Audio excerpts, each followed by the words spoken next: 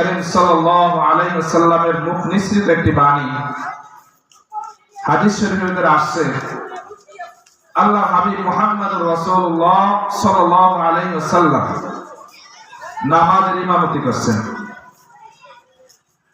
তিনি যখন রুকু থেকে উঠে দাঁড়াইলেন, সামি আল্লাহু লিমান হামিদা বলে যখন তিনি দাঁড়াইলেন, পিছনে সকল মুসল্লিরা দাঁড়িয়ে রব্বানা লাকাল হামদ বললেন।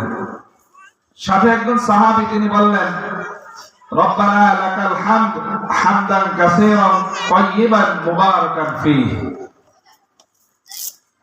আল্লাহর প্রিয় হাবিব মুহাম্মদুর রাসূলুল্লাহ সাল্লাল্লাহু আলাইহি ওয়াসাল্লাম তিনি নামাজ শেষ করার পরে সাহাবা ইকরামদেরকে জিজ্ঞাসা করলেন, ও আমার সাহাবীরা, তোমাদের মধ্যে কোন ব্যক্তি যেন আমি যখন রুকু থেকে উঠে দাঁড়ালাম, দাঁড়ানোর পরে কে যেন রব্বানা লাকাল হামদ বলার পরে অতিরিক্ত কিছু বাক্য পাঠ করেছে, হামদান কাসীরান তাইয়িবান মুবারাকান ফীহি।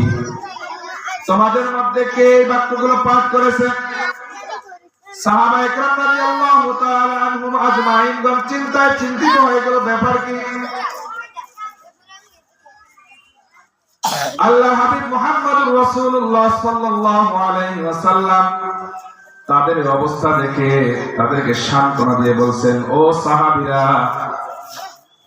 চিন্তিত হওয়ার কোনো কারণ নাই। কে বলেছো? একজন সাহাবী বললেন, ইয়া রাসূলুল্লাহ, ইয়া হাবিবাল্লাহ, এই বাক্যগুলো আমি উচ্চারণ করেছি। আল্লাহর প্রিয় হাবিব মুহাম্মদুর রাসূলুল্লাহ সাল্লাল্লাহু আলাইহি ওয়াসাল্লাম বললেন, সাহাবীরা রে, আমি মুহাম্মদুর রাসূলুল্লাহ সাল্লাল্লাহু আলাইহি ওয়াসাল্লাম যা দেখি তোমরা তা দেখো না, আমি যা জানি তোমরা তা জানো না।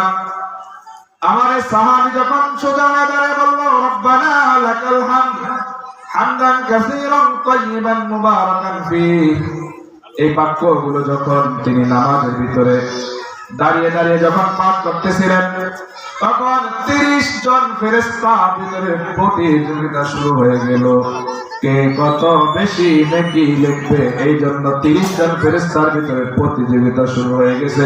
জোরে চিৎকার দিয়ে বলি সুবহানাল্লাহ। 30 জন ফেরেশতার ভিতরে প্রতিযোগিতা শুরু হয়েছে, কে কত বেশি নেকি লিখবে এবং কার চাইতে কে আগে লিখবে, এই জন্য প্রতিযোগিতা।